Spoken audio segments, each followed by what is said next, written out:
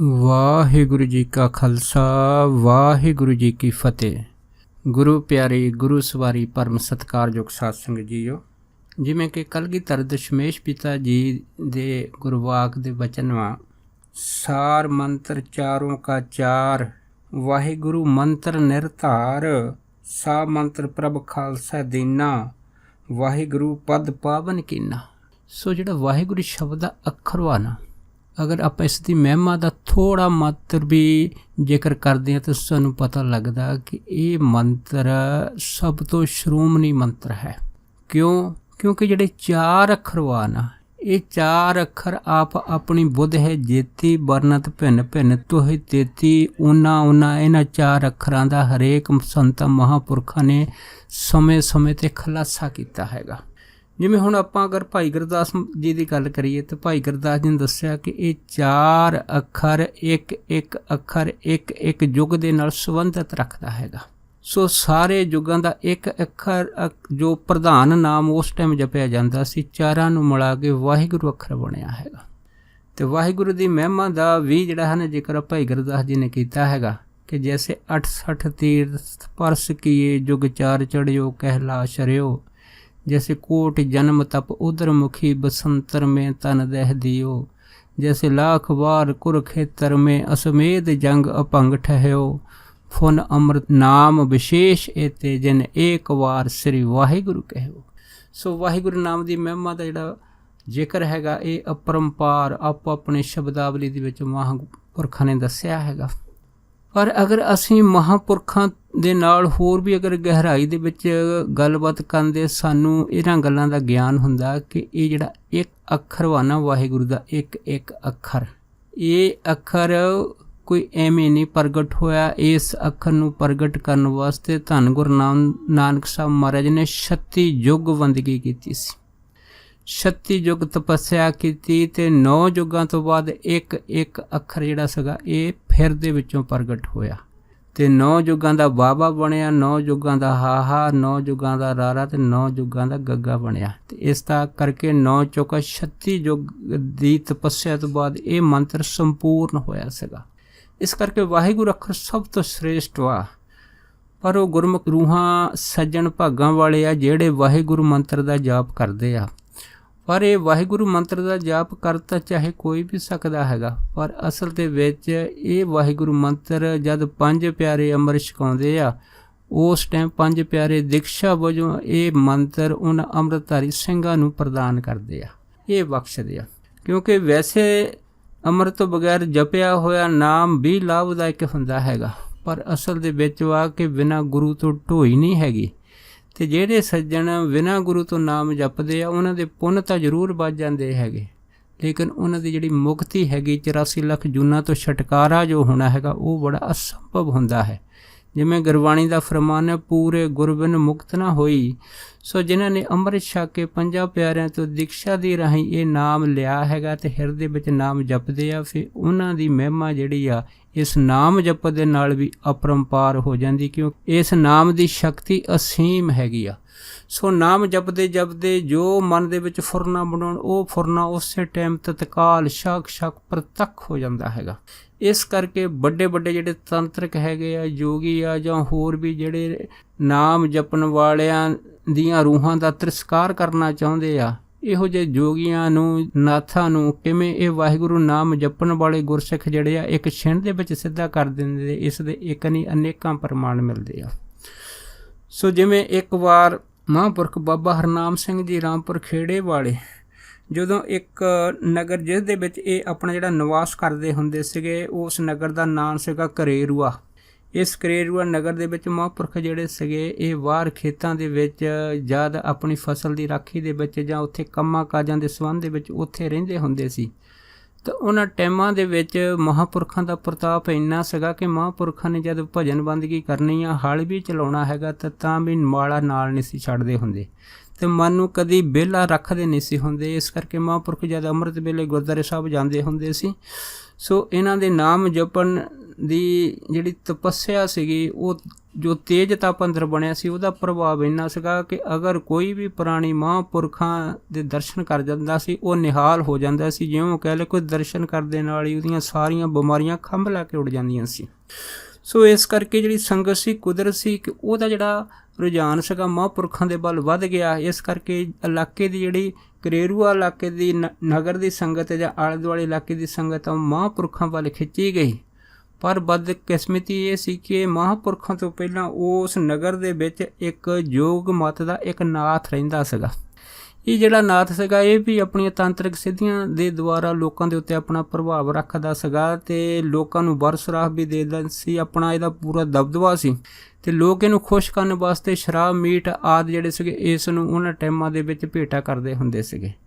ਸੋ ਬਾਬਾ ਜੀ ਦੇ ਜਾਣ ਤੋਂ ਬਾਅਦ ਇਸ ਜਿਹੜੀ ਤਾਂਤਰਿਕ ਦੀ ਦੁਕਾਨ ਸੀਗੀ ਉਹ ਕਾਫੀ ਮੱਠੀ ਪੈ ਗਈ। ਜਦ ਮੱਠੀ ਪੈ ਗਈ ਤਾਂ ਉਹਨੇ ਆਪਣੇ ਚੇਲਿਆਂ ਤੋਂ ਪਤਾ ਕੀਤਾ ਵੀ ਲੋਕੀ ਜਿਹੜੇ ਆ ਮੇਰੇ ਡੇਰੇ 'ਤੇ ਕਾਹਤੇ ਆਉਣੋਂ ਘੱਟ ਗਏ ਆ।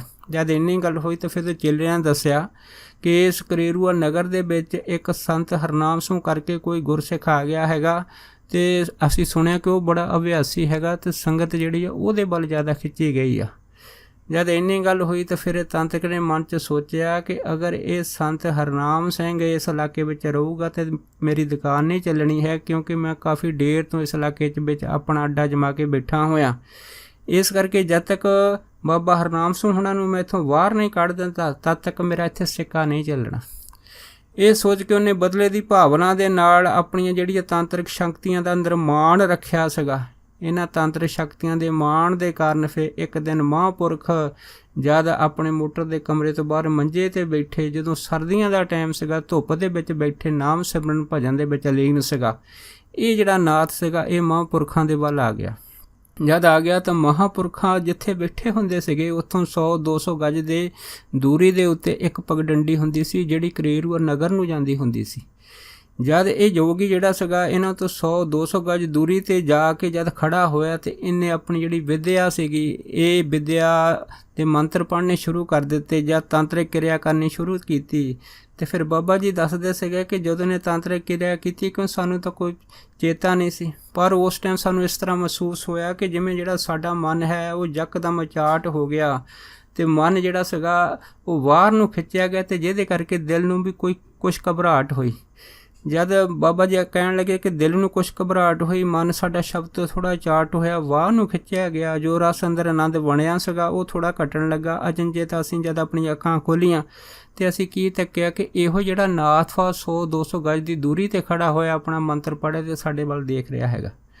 ਪਰ ਮਹਾਂਪੁਰਖ ਕਹਿੰਦੇ ਕਿ ਉਸ ਦਿਨ ਤਾਂ ਅਸੀਂ ਕੋਈ ਜ਼ਿਆਦਾ ਧਿਆਨ ਨਹੀਂ ਦਿੱਤਾ, ਅਸੀਂ ਤਾਂ ਆਪਣੀ ਭਜਨ ਸਿਮਰਨ ਦੇ ਵਿੱਚ ਦੁਬਾਰਾ ਅੱਖਾਂ ਮੀਟ ਕੇ ਲੀਨ ਹੋ ਗਏ।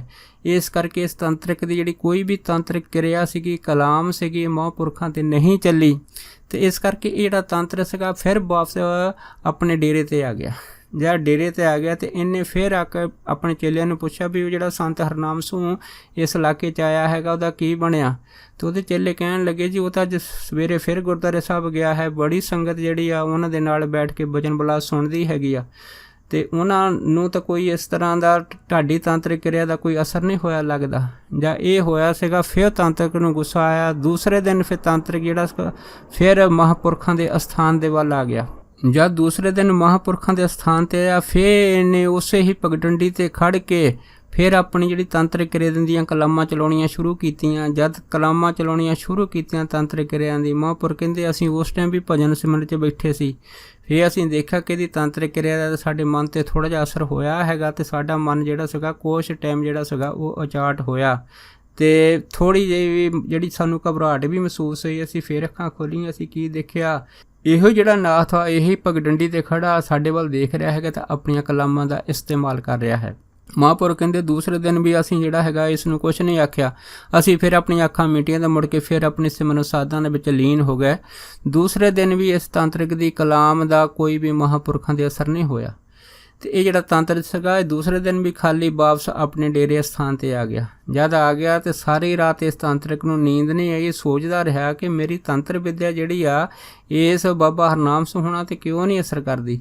ਇਹ ਸੋਚ ਕੇ ਤੇ ਫਿਰ ਅਗਲੇ ਦਿਨ ਇਹ ਪੂਰੀ ਤਿਆਰੀ ਕਰਕੇ ਆਇਆ ਵੀ ਅੱਜ ਮੈਂ ਮਹਾਂਪੁਰਖਾਂ ਦੇ ਨਾਲ ਜਦ ਤੱਕ ਇਹਨਾਂ ਨੂੰ ਇਸਥੋਂ ਇਲਾਕੇ ਤੋਂ ਭਜਾ ਨਹੀਂ ਦਿੰਦਾ ਤਦ ਤੱਕ ਮੈਂ ਪਿੱਛੇ ਨਹੀਂ ਹਟਣਾ ਹੈਗਾ। ਇਹ ਸੋਚ ਕੇ ਤੀਸਰੇ ਦਿਨ ਫਿਰ ਜਿਹੜਾ ਤਾਂਤਰਿਕ ਸੀਗਾ ਫਿਰ ਪਗਡੰਡੀ 'ਤੇ ਆਇਆ। ਜਦ ਪਗਡੰਡੀ 'ਤੇ ਆਇਆ ਮਹਾਂਪੁਰਖ ਜਿਹੜੇ ਸੀਗੇ ਫਿਰ ਬਾਹਰ ਧੁੱਪੇ ਮੰਜੇ 'ਤੇ ਬੈਠੇ ਭਜਨ ਸਿਮਰਨ ਦੇ ਵਿੱਚ ਲੀਨ ਸੀਗੇ। ਜਦ ਲੀਨ ਸੀਗੇ ਇਸ ਤਾਂਤਰਿਕ ਨੇ ਦੁਬਾਰਾ ਜਿਹੜੀ ਤੀਸਰੀ ਵਾਰ ਜਦ ਆਪਣੀ ਤਾਂਤਰਿਕ ਕਿਰਿਆ ਦੇ ਦੁਆਰਾ ਮਹਾਂਪੁਰਖਾਂ 'ਤੇ ਹਮਲਾ ਕੀਤਾ ਤੇ ਬਾਬਾ ਜੀ ਦੇ ਜਿਹੜੇ ਮਨ ਦੇ ਉੱਤੇ ਜਦ ਤਾਰ ਖੜਕੀ ਇਹਦੀ ਤਾਂਤਰਿਕ ਕਿਰਿਆ ਦੀ ਤਾਂ ਮਹਾਂਪੁਰਖ ਦੱਸਦੇ ਆ ਕਿ ਅਸੀਂ ਉਸੇ ਟਾਈਮ ਅੱਖਾਂ ਖੋਲ੍ਹੀਆਂ। ਜਦ ਅੱਖਾਂ ਖੋਲ੍ਹੀਆਂ ਕੀ ਦੇਖਿਆ, ਇਹੀ ਨਾਥ ਜਿਹੜਾ ਉਸੇ ਹੀ ਫਿਰ ਖੜਾ ਹੈ ਉਹ ਕਿ ਸਾਡੇ ਵੱਲ ਦੇਖ ਰਿਹਾ ਤੇ ਆਪਣੀਆਂ ਕਲਾਮਾਂ ਚਲਾ ਰਿਹਾ ਹੈਗਾ। ਕਹਿੰਦੇ ਜਦ ਅਸੀਂ ਤੀਸਰੀ ਵਾਰ ਦੇਖਿਆ, ਹੁਣ ਇੱਕ ਵਾਰੀ ਮਾफ़ ਕੀਤਾ, 2 ਵਾਰੀ ਕੀਤਾ, ਤੀਸਰੀ ਵਾਰੀ ਫੇਰ ਆ ਗਿਆ ਤਾਂ ਬਾਬਾ ਜੀ ਦੱਸਦੇ ਸੀਗੇ ਕਿ ਅਸੀਂ ਕਿਹਾ ਇਹ ਤਾਂ ਹਟਦਾ ਨਹੀਂ ਤਾਂ ਸਾਡੇ ਪਿੱਛੇ ਪੈ ਗਿਆ, ਲੱਗਦਾ ਇਹਨੂੰ ਸਭ ਕੁਝ ਸਿਖਾਉਣਾ ਹੀ ਪੈਣਾ ਹੈਗਾ। ਮਹਾਂਪੁਰਖ ਕਹਿੰਦੇ ਜਦੋਂ ਸਾਡੇ ਮਨ ਦੇ ਵਿੱਚ ਇਹ ਵਿਚਾਰ ਆਈ ਤਾਂ ਸਾਡੇ ਅੰਦਰ ਫਿਰ ਵੀਰ ਰਸ ਆ ਗਿਆ। ਜਿਉਂ ਹੀ ਵੀਰ ਰਸ ਆਇਆ ਕਹਿੰਦੇ ਅਸੀਂ 20 ਰਸ ਦੇ ਵਿੱਚ ਆ ਕੇ ਇੱਕ ਵਾਰ ਕਹਿੰਦੇ ਬੜੇ ਜ਼ੋਰ ਦੇ ਨਾਲ ਕਹਿੰਦੇ ਵਾਹਿਗੁਰੂ ਜਦੋਂ ਕਹਿੰਦੇ ਬੋਲਿਆ ਤੇ ਬਸ ਫਿਰ ਕਿਸੇ ਜਿਹੜਾ ਤਾਂਤਰਿਕ ਸੀਗਾ ਇਹ ਪਿੱਛੇ ਪੁੱਠਾ ਹੋ ਕੇ ਡਿੱਗਿਆ। ਜਦੋਂ ਇਹ ਪੁੱਠਾ ਹੋ ਕੇ ਡਿੱਗਿਆ ਕਹਿੰਦੇ ਵੀ ਉੱਥੇ ਜਿਹੜੀ ਸੀ ਮਿੱਟੀ ਉਹ ਕਾਫੀ ਉੱਥੋਂ ਉੱਡ ਗਈ। ਜਦ ਉੱਡੀ ਆ ਤੇ ਇਹ ਜਦ ਦੁਬਾਰਾ ਫਿਰ ਖੜਾ ਹੋਇਆ ਤੇ ਬਾਬਾ ਜੀ ਕਹਿਣ ਲੱਗੇ ਅਸੀਂ ਦੂਸਰੀ ਵਾਰ ਫੇਰ ਜ਼ੋਰ ਦੀ ਗਰਜ ਕੇ ਵਾਹਿਗੁਰੂ ਜਦ ਕਹਿੰਦੇ ਜ਼ੋਰ ਦੇ ਨਹੀਂ ਆਖਿਆ ਤੇ ਕਹਿੰਦੇ ਫਿਰ ਦੂਸਰੀ ਵਾਰ ਕਿਸੇ ਗੁਪਤ ਸ਼ਕਤੀ ਨੇ ਫਿਰ ਇਸ ਤਾਂਤਰਿਕ ਨੂੰ ਧੱਕਾ ਮਾਰਿਆ। ਜਦ ਕਹਿੰਦੇ ਧੱਕਾ ਮਾਰਿਆ ਤੇ ਇਹ ਤਾਂਤਰਿਕ ਜਿਹੜਾ ਸੀਗਾ ਇਹ 5-7 ਫੁੱਟ ਜਿਹੜਾ ਸੀਗਾ ਮਿੱਟੀ ਵਿੱਚ ਘੜੀਸਦਾ ਹੁੰਦਾ ਕਹਿੰਦੇ ਸਾਡੇ ਵੱਲ ਆ ਗਿਆ। ਜਦ ਘੜੀਸਦਾ ਹੁੰਦਾ ਸਾਡੇ ਵੱਲ ਆਇਆ ਤੇ ਬਾਬਾ ਜੀ ਆਖਦੇ ਕਿ ਅਸੀਂ ਮੰਜੇ 'ਤੇ ਬੈਠੇ ਇਸ ਨੂੰ ਦੇਖ ਰਹੇ ਹਾਂ। ਉਸ ਤੋਂ ਬਾਅਦ ਬਾਬਾ ਜੀ ਆਖਦੇ ਜਦ ਫਿਰ ਅਸੀਂ ਤੀਸਰੀ ਵਾਰ ਵਾਹਿਗੁਰੂ ਆਖਿਆ ਬਸ ਫਿਰ ਕਿਸੇ ਫਿਰ ਕਹਿੰਦੇ ਇਹ ਜਿਹੜਾ ਸੀਗਾ ਤਾਂਤਰਿਕ ਇਹ ਚੱਕੀ ਦੇ ਪੁੜ ਵਾਂਗੂ ਕਹਿੰਦੇ ਫਿਰ ਜਦ ਉਸ ਮਿੱਟੀ ਦੇ ਉੱਤੇ ਕਹਿੰਦੇ ਜਦ ਘੜੀਸ ਕੇ ਘੁੰਮਣ ਲੱਗਾ ਤਾਂ ਬਾਬਾ ਜੀ ਕਹਿਣ ਲੱਗੇ ਕਿ ਫਿਰ ਅਸੀਂ ਦੇਖਿਆ ਕਿ ਇਹ ਜਿਹੜਾ ਤਾਂਤਰਿਕ ਸੀਗਾ ਉੱਚੀ ਮਾਫੀਆਂ ਮੰਗ ਰਿਹਾ ਸੀ ਤੇ ਕਹਿ ਰਿਹਾ ਸੀ ਮੈਨੂੰ ਮਾफ़ ਕਰ ਦਿਓ, ਮੈਨੂੰ ਮਾफ़ ਕਰ ਦਿਓ, ਮੈਂ ਦੁਬਾਰਾ ਕਦੀ ਨਹੀਂ ਆਊਂਗਾ, ਮੈਂ ਦੁਬਾਰਾ ਤੰਗ ਨਹੀਂ ਕਰੂੰਗਾ। ਇਸ ਤਰ੍ਹਾਂ ਕਹਿੰਦੇ ਮਾਫੀਆ ਜਦ ਮੰਗਣ ਲੱਗ ਪਿਆ ਤੇ ਬਾਬਾ ਜੀ ਕਹਿਣ ਲੱਗੇ ਕਿ ਅਸੀਂ ਜਿਹੜਾ ਵਾਹਿਗੁਰੂ ਸ਼ਬਦ ਕਿਹਾ ਸੀ ਉਸ ਵਾਹਿਗੁਰੂ ਸ਼ਬਦ ਦੇ ਵਿੱਚ ਜਿਹੜੀ ਸਾਡੀ ਭਾਵਨਾ ਸੀਗੀ ਕਿ ਇਸ ਤਾਂਤਰਿਕ ਨੂੰ ਮਜ਼ਾ ਚਖਾਉਣਾ ਹੀ ਪੈਣਾ, ਅਸੀਂ ਕਹਿੰਦੇ ਆਪਣੀ ਜਿਹੜੀ ਭਾਵਨਾ ਸੀ ਵਾਹਿਗੁਰੂ ਸ਼ਬਦ ਤੋਂ ਵਾਪਸ ਲੈ ਲਈ। ਜਦ ਕਹਿੰਦੇ ਅਸੀਂ ਵਾਹਿਗੁਰੂ ਸ਼ਬਦ ਤੋਂ ਆਪਣੀ ਭਾਵਨਾ ਵਾਪਸ ਲਈ ਹੈ ਤੇ ਫਿਰ ਇਹ ਤਾਂਤਰਿਕ ਦਾ ਛੁਟਕਾਰਾ ਹੋਇਆ ਤੇ ਫਿਰ ਕਹਿੰਦੇ ਉੱਥੋਂ ਹੀ ਇਹ ਜਿਹੜਾ ਤਾਂਤਰਿਕ ਸੀਗਾ ਇਹ ਨਮਸਕਾਰਾਂ ਕਰਦਾ ਨੱਕ ਰਗੜਦਾ ਸਾਡੇ ਵੱਲੋਂ ਕਹਿੰਦੇ ਵਾਪਸ ਮੁੜ ਗਿਆ। ਉਸ ਤੋਂ ਬਾਅਦ ਕਹਿੰਦੇ ਇਹ ਤਾਂਤਰਿਕ ਜਿਹੜਾ ਸੀਗਾ ਫਿਰ ਇਲਾਕਾ ਹੀ ਛੱਡ ਗਿਆ ਸੀਗਾ। ਸੋ ਉਸ ਤੋਂ ਬਾਅਦ ਫਿਰ ਬਾਬਾ ਜੀ ਆਖਦੇ ਸੀਗੇ ਕਿ ਜਦੋਂ ਇੱਕ ਸਾਡੇ ਨਾਲ ਘਟਨਾ ਵਾਪਰੀ ਸੀ ਫਿਰ ਅਸੀਂ ਕਹਿੰਦੇ ਆਪ ਮੰਜੇ ਤੋਂ ਉੱਠ ਕੇ ਜਿੱਥੇ ਤਾਂਤਰਿਕ ਜਿਹੜਾ ਸੀਗਾ ਘੜੀਸਿਆ ਗਿਆ ਸੀਗਾ ਕਹਿੰਦੇ ਜਦ ਅਸੀਂ ਉੱਥੇ ਜਗ੍ਹਾ ਦੇਖੀ ਤੇ ਕੀ ਦੇਖਿਆ ਕਿ ਉੱਥੇ ਜਿਹੜੀ ਮਿੱਟੀ ਸੀ ਜਗ੍ਹਾ ਦੀ ਉਹਦੀ ਧੂੜ ਕਾਫੀ ਉੱਡੀ ਪਈ ਸੀ ਤੇ ਇਸ ਤਾਂਤਰਿਕ ਦੇ ਘੜੀਸਣ ਦੇ ਮਿੱਟੀ ਦੇ ਉੱਤੇ ਥਾਂ ਨਿਸ਼ਾਨ ਸੀਗੇ। ਉਸ ਤੋਂ ਬਾਅਦ ਫਿਰ ਮਹਾਂਪੁਰਖ ਆਖਣ ਲੱਗੇ ਕਿ ਅਸੀਂ ਕਲਗੀਧਰ ਪਿਤਾ ਜੀ ਦਾ ਫਿਰ ਜਿਹੜਾ ਸੀ ਬਹੁਤ ਜ਼ਿਆਦਾ ਧੰਨਵਾਦ ਕੀਤਾ ਕਿ ਆਪਣੇ ਸੇਵਕ ਕੀ ਆਪੇ ਰੱਖੇ ਆਪੇ ਨਾਮ ਜਪਾਵੈ, ਜੈ ਜੈ ਕਾਜ ਕਿਰਤ ਸੇਵਕੀ ਤਹਾਂ ਉੱਠ ਧਾਵੇ, ਆਪਣੇ ਸੇਵਕ ਕੋਲ ਨਿਕਟੀ ਹੋਏ ਦਿਖਾਵੇ। ਕਹਿੰਦੇ ਫਿਰ ਅਸੀਂ ਮਨ ਦੇ ਵਿੱਚ ਇਸ ਤਰ੍ਹਾਂ ਸ਼ੁਕਰੀਆ ਕੀਤਾ। ਉਸ ਤੋਂ ਬਾਅਦ ਫਿਰ ਕਹਿੰਦੇ ਜਿਹੜਾ ਤਾਂਤਰਿਕ ਸੀਗਾ ਇਹ ਉੱਥੋਂ ਫਿਰ ਸਾਨੂੰ ਕਦੀ ਨਜ਼ਰ ਨਹੀਂ ਆਇਆ। ਸੋ ਕਹਿਣ ਤੋਂ ਭਾਵ ਇਹ ਆ ਕਿ ਜਿਹੜੇ ਗੁਰਸਿੱਖ ਵਾਹਿਗੁਰੂ ਸ਼ਬਦ ਦੀ ਕਮਾਈ ਕਰਦੇ ਆ, ਜਿੰਨੀ ਵੀ ਜਿਹੜੀ ਕਮਾਈ ਕਰਦੇ ਇਹ ਕਮਾਈ ਦੀ ਜਿਹੜੀ ਆ ਸ਼ਕਤੀ ਜਾਂ ਇਸ ਕਮਾਈ ਦੀ ਤਾਕਤ ਉਹਨਾਂ ਦੇ ਅੰਦਰ ਇੰਨੀ ਵੱਧ ਜਾਂਦੀ ਆ ਕਿ ਕਈ ਵਾਰੀ ਅਭਿਆਸੀਆਂ ਨੂੰ ਇਸ ਕਮਾਈ ਦੀ ਸ਼ਕਤੀ ਦਾ ਤਾਕਤ ਦਾ ਪਤਾ ਨਹੀਂ ਲੱਗਦਾ ਹੈਗਾ। ਪਰ ਜਦੋਂ ਕਦੇ ਇਸ ਤਰ੍ਹਾਂ ਦਾ ਸਮਾਂ ਆਇਆ ਕਿ ਜਦੋਂ ਸਾਨੂੰ ਸਮੇਂ ਦੇ ਉੱਤੇ ਸ਼ਕਤੀ ਨੂੰ ਅਗਰ ਵਰਤਣ ਦੀ ਲੋੜ ਪਈ ਤਾਂ ਫਿਰ ਅਗਰ ਅਸੀਂ ਇਸ ਸ਼ਕਤੀ ਨੂੰ ਵਾਹਿਗੁਰੂ ਸ਼ਬਦ ਆਖ ਕੇ ਜੋ ਭਾਵਨਾ ਕਰਕੇ ਵਰਤਾਂਗੇ ਤਾਂ ਫਿਰ ਸਾਨੂੰ ਪਤਾ ਲੱਗੂਗਾ ਕਿ ਇਹ ਸ਼ਬਦ ਦੀ ਕਮਾਈ ਜਿਹੜੀ ਆ ਉਹ ਤੁਹਾਡੀ ਭਾਵਨਾ ਦੇ ਅਨੁਸਾਰ ਕਿੱਡਾ ਵੱਡਾ ਅਸਰ ਕਰਦੀ ਆ। ਵੱਡੇ ਵੱਡੇ ਰਿਸ਼ੀ ਮੁਨੀ ਯੋਗੀ ਸਿੱਧ ਜਿੰਨੇ ਵੀ ਜਿਹੜੇ ਹੈ ਇਹ ਤਾਂਤਰਿਕ ਕਿਰਿਆ ਵਾਲੇ ਹੁੰਦੇ ਆ ਉਹਨਾਂ ਸਾਰਿਆਂ ਦੇ ਛੱਕੇ ਜਿਹੜੇ ਆ ਵਾਹਿਗੁਰੂ ਸ਼ਬਦ ਇੱਕ ਛਿਣ ਦੇ ਵਿੱਚ ਹੀ ਛਡਾ ਦਿੰਦਾ ਹੈਗਾ। ਸੋ ਕਹਿਣ ਤੋਂ ਭਾਵ ਇਹ ਆ ਕਿ ਜਿਨ੍ਹਾਂ ਦੇ ਅੰਦਰ ਪਰਮੇਸ਼ਰ ਦੇ ਪ੍ਰਤੀ ਪ੍ਰੀਤ ਹੈਗੀ ਆ ਉਸ ਪ੍ਰੀਤ ਦੀ ਗਹਿਰਾਈ ਨੂੰ ਜਾਣਨ ਵਾਸਤੇ ਸਾਨੂੰ ਜਿਹੜਾ ਹੈ ਨਾ ਵਾਹਿਗੁਰੂ ਸ਼ਬਦ ਦਾ ਜਿਹੜਾ ਜਾਪ ਹੈਗਾ ਹਮੇਸ਼ਾ ਕਰਨਾ ਚਾਹੀਦਾ ਹੈਗਾ। ਇਸੇ ਕਰਕੇ ਸਾਨੂੰ ਭਾਈ ਸਾਹਿਬ ਹੁਣਾਂ ਨੇ ਆਖਿਆ ਕਿ ਵਾਹਿਗੁਰੂ ਗੁਰਮੰਤਰ ਹੈ ਜਪ ਹੋਮੇ ਖੋਈ, ਕਿ ਬਾਕੀ ਜਿਹੜੇ ਨਾਮ ਜਪਣ ਦੇ ਸ਼ਬਦ ਹੈਗੇ ਤਾਂ ਸਭ ਸਤਿਕਾਰਯੋਗ ਆ ਪਰ ਉਹਨਾਂ ਨਾਮ ਜਪਣ ਦੇ ਸ਼ਬਦਾਂ ਦੇ ਨਾਲ ਜਿਹੜੀ ਹਉਮੈ ਹੈਗੀ ਆ ਉਹ ਅੰਦਰੋਂ ਅੰਦਰੀ ਵੱਧ ਜਾਂਦੀ ਆ। ਪਰ ਵਾਹਿਗੁਰੂ ਸ਼ਬਦ ਇਸ ਕਰਕੇ ਸਾਰਿਆਂ ਸ਼ਬਦਾਂ ਦਾ ਸਾਰ ਸ਼੍ਰੋਮਣੀ ਹੈਗਾ ਕਿ ਵਾਹਿਗੁਰੂ ਸ਼ਬਦ ਜਪਣ ਦੇ ਨਾਲ ਜਿਹੜੀ ਹਉਮੈ ਆ ਵਧਣ ਦੀ ਬਜਾਏ ਉਹ ਘਟਣ ਲੱਗ ਪੈਂਦੀ ਆ, ਅਤੇ ਜਿਉਂ ਜਿਉਂ ਅਸੀਂ ਵਾਹਿਗੁਰੂ ਸ਼ਬਦ ਜਪਦੇ ਹਾਂ ਤਿਉਂ ਤਿਉਂ ਹਉਮੈ ਜਿਹੜੀ ਉਹ ਸਮਾਂ ਪਾ ਕੇ ਸਿਫਰ ਹੋ ਜਾਂਦੀ ਆ। ਜਦ ਹਉਮੈ ਬਿਲਕੁਲ ਸਿਫਰ ਹੋ ਜਾਂਦੀ ਹੈ ਅਤੇ ਇਸ ਸਿਫਰ ਹੋਈ ਹਉਮੈ ਤੋਂ ਬਾਅਦ ਜਿਹੜਾ ਵਾਹਿਗੁਰੂ ਅਨੰਤ ਹੈਗਾ ਇਸ ਹਉਮੈ ਦੀ ਸਿਫਰ ਹੋਏ ਅੰਤ ਨੂੰ ਆਪਣੇ ਵੱਲ ਖਿੱਚ ਲੈਂਦਾ ਹੈਗਾ, ਤਾਂ ਫਿਰ ਆਪ ਪਰਮੇਸ਼ਰ ਉਸ ਜਗਿਆਸੂ ਨੂੰ, ਉਸ ਗੁਰਸਿੱਖ ਨੂੰ ਨਦਰੋਂ ਨਦਰੀ ਨਿਹਾਲ ਕਰ ਦਿੰਦਾ ਹੈਗਾ। ਸੋ ਦਾਸ ਇੰਨੇ ਹੀ ਵਾਹਿਗੁਰੂ ਸ਼ਬਦ ਦੀ ਮਹਿਮਾ ਦੇ ਬਚਨ ਆਪ ਸਾਰੀਆਂ ਸੰਗਤਾਂ ਦੇ ਨਾਲ ਸਾਂਝਾ ਕਰਦਾ ਹੋਇਆ ਖਿਮਾ ਦਾ ਜਾਚਕਵਾ ਜੀ। ਹੋਈਆਂ ਬੇਅੰਤ ਭੁੱਲਾਂ ਚੁੱਕਾਂ ਦੀ ਖਿਮਾ ਬਖਸ਼ਣੀ। ਸੋ ਫਤਿਹ ਬੁਲਾਓ। ਵਾਹਿਗੁਰੂ ਜੀ ਕਾ ਖਾਲਸਾ, ਵਾਹਿਗੁਰੂ ਜੀ ਕੀ ਫਤਿਹ।